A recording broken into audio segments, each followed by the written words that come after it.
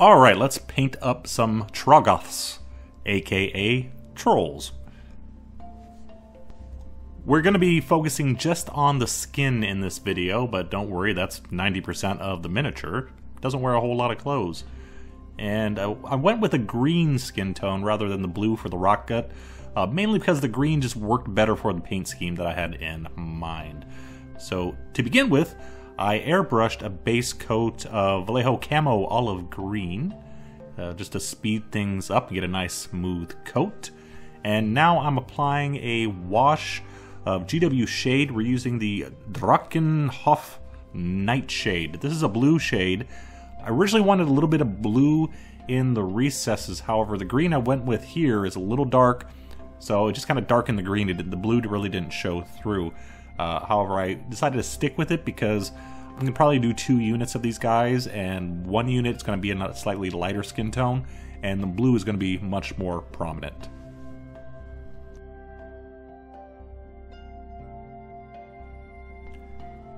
We're going to go for a 2-tone, kind of a 3-tone Troggoth here, and for the belly, chest, and bit of the face, wanted a bit more of a flesh color to them. So I'm base coating those areas in with some game color tan, and you can see I'm kind of doing it rough. I'm trying to feather the edges between the tan and the green.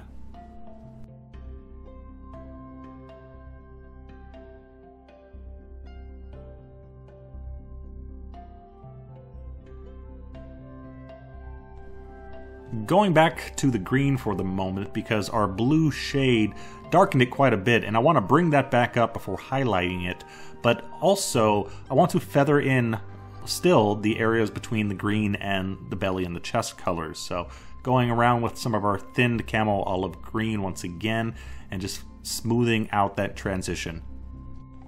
I'm actually painting this differently than how I painted the ones I did off camera.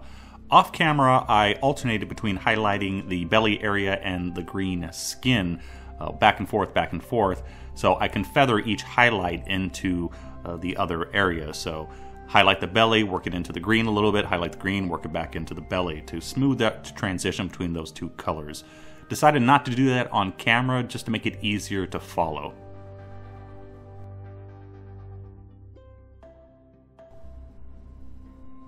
Our first highlight on the belly is a mix of golden brown and tan, and once again this is being worked into the green a little bit. The tan layer that we put down, it's not quite a shade layer, it's more of a base that we could build up thin layers of this mixture upon, because trying to layer this sort of orangey flesh color over the green is going to be a little bit difficult. So putting down that straight tan layer first has a bit more of a richer red color that's closer in hue to the mix that we're using now. It makes the transition a lot easier. So this one, once again, is being worked into the green areas, not just necessarily layered on top of the straight tan.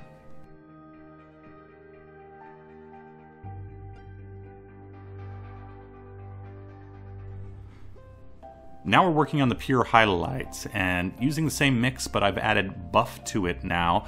Could have added more golden brown, but I didn't want to do that because I don't want the skin to turn too yellow. So the buff will highlight it, lighten it, without changing its color one way or the other.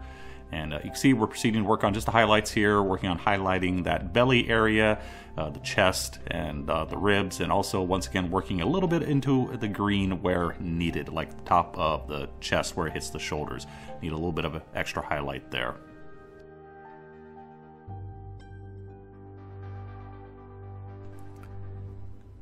And for our final highlight, once again, same mixture, this time with just more of the buff added.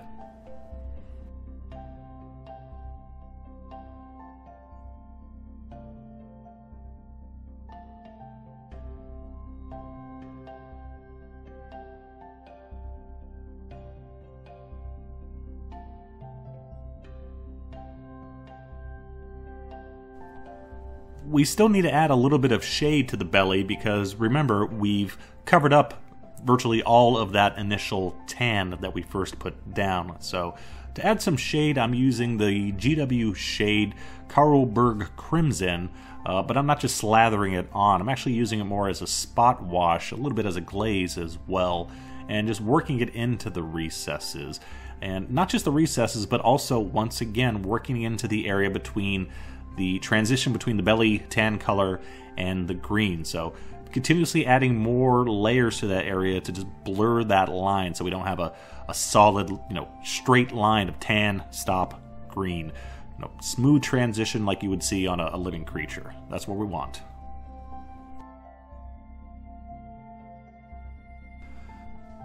Moving on to the green skin areas now, and beginning with the highlights with a 3-color mixture: our original Camo Olive Green, Park Green, and Escorpena Green. The Escorpena Green is our highlight color. That's the lightest color in the group. However, it's extremely light green, and I didn't want to add that straight to the Camo Olive Green because that's going to turn it real bright from the dull Camo Olive Green. So I've added the Park Green to make it a bit slower of a transition.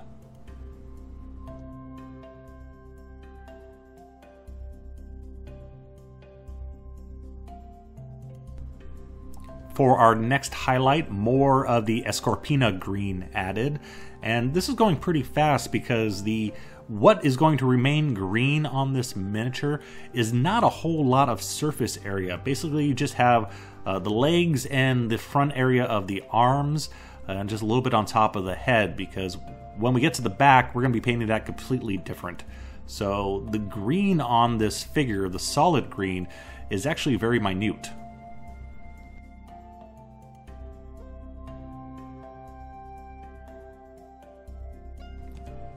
And for our final highlights, I added in some dull yellow, so now we have a 4-color mix.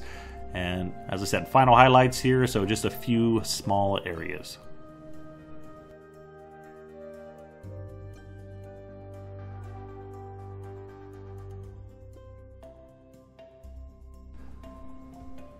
Now, on to all the rocky areas on this rock troll, which is the back of the arms, the back of the legs, back of the hands. As I said, there's a lot on this figure that's actually not going to end up being green. But I'm base coating all these areas with, ironically, game color Stonewall Gray.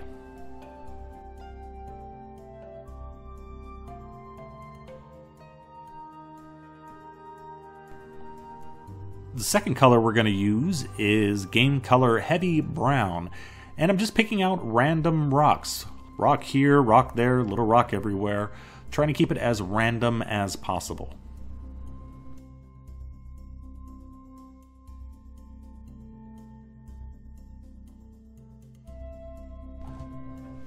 For our third rock color, I'm using a mix of neutral gray mixed with German gray, and once again, just painting random rocks. One here, one there, one everywhere. So now we have a good representation of rocks that are easily visibly definable. We have the Stonewall Gray, which is basically kind of a neutral gray. It's a little bit towards the warm side. Then we have the Heavy Brown, which is an extremely warm color, brown color. And we have our neutral gray, German gray here, which is a much cooler color. And they need to be fairly distinct in tone for what we're going to eventually end up doing with them.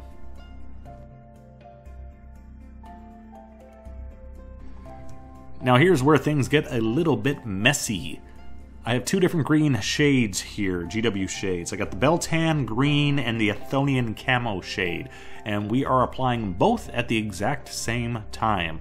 First the Biel Tan Green, here and there a few spots, and then with the Athonian shade, that's going over everything. The reason for this is because I wanted a few spots of brighter green on the rocks, but I didn't want everything that color. And also I didn't want it too dull, so I mixed the two. Some of the areas are going to be that brighter green, but it's going to be blended in by putting the Athonian shade, mixing it together on the miniature itself. And these two shades together, it's going to give us a green tint to all of our rocks, and also it's going to provide a shade in between all the rocks.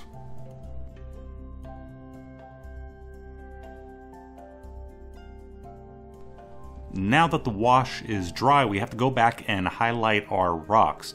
And this is why I said it was important that we use 3 different, visually different shades of gray for the back, because everything has a similar green tint to it now. So if we used a couple shades of gray that were too similar, well, we wouldn't be able to tell which rock was which at this point. Highlighting the Stonewall gray rocks first, and doing that by adding a white to the Stonewall gray. And have the paint a little bit on the thicker side here because I'm trying to highlight the edges of the rocks to give it a, well, rocky appearance. So just straight lines picking out the edges so we have that nice rough texture to the back.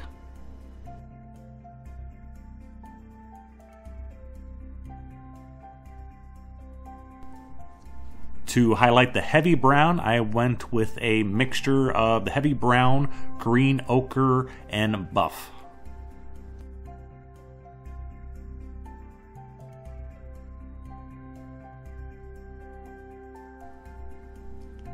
And for the neutral gray, German gray cold rocks, simply added white to that as well.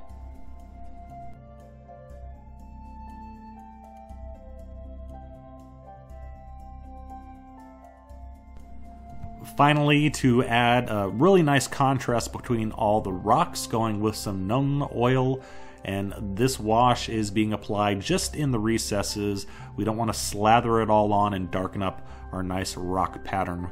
We want it to stand out, not to be covered up.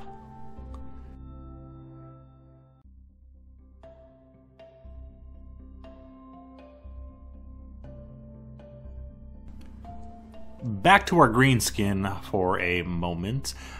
Just like we did with the belly, we want a smooth transition between these 2 distinct areas, the rocky back and arms and the green. Rather than highlighting this area like I did previously with the dull yellow and Escorpena green, instead I'm going back to the original Camo olive green and I've added the Stonewall gray to it. Same color that we used on majority of the rocks.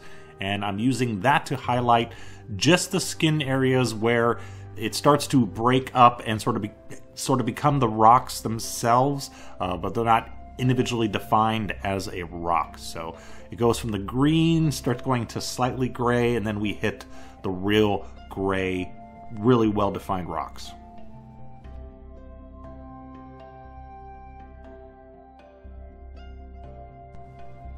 Going back to the flesh-colored areas, want to add a little bit more color here and there, so using some red ink thin to a glaze, just add a couple layers to give a little red tint to the tip of the nose, the ears, a little bit around the eyes, just a little bit more color, a little bit more life to that face.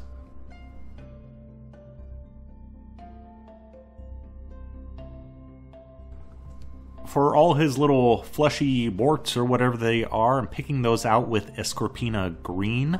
The ones on the belly I first undercoated with some cavalry brown. This is the only area where I'm not too sure if I went with the right color. I wanted something to really stand out well, and I figured a bright green would be the most prominent. Normally I probably would have gone with something a little bit more muted. Could have also gone with red, slightly off red, like the cavalry brown for all of them, but paint them, whatever you choose. We will finish up with the lips. Since we went with a slight human tone for the underbelly, we want to go with the traditional red for the lips. So cavalry brown once again mixed with some filthy brown. This particular head doesn't have real prominent lips. Some of the other heads in the kit of miniatures, they're much more pronounced and they could use a lot more highlighting to them.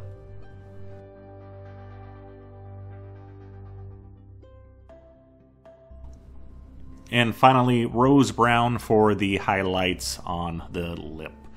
Teeth I'm skipping over because painted them the exact same way as in the Squig Hopper video. So with that, we are done with our Troggoth. And with that, we are done. And look at that. 3 trolls for the price of 1. Troggoths, excuse me. But yeah, I think they came out pretty well. I'm quite happy with the paint scheme. A lot of interesting colors. We have the nice warm belly, and then we have some cool rocks here and there. We got the green. Yeah, I'm quite happy with it. I initially did try using blue to copy more of the traditional GW studio paint scheme, but I just couldn't make this work with blue. Blue really tied you in using just cool colors for the rocks on the back, and there was just not enough variation I felt I can work into it. Using green skin instead allowed me to paint some of the rocks warm, some cooler, some more neutral. So it just opened up a lot more variety, more colors that I could work into the paint scheme. I'll close out on something slightly off topic. Some people ask me what I thought about the GW shades, which I've only recently started using, especially very heavily on this project. I kind of like them. They're not the greatest thing since sliced bread.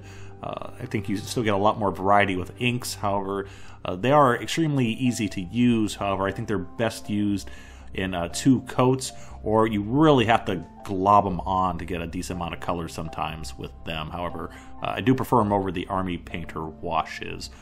One thing I did notice though is they are extremely harsh on brushes. You need to thoroughly clean any brush that you use with them, to the point where I have an exclusive brush just for the GW shades now, because just rinsing the brush off in water, your bristles are going to be rock hard the next day.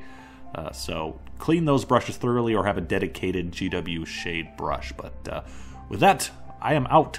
See you next time. Thanks for watching.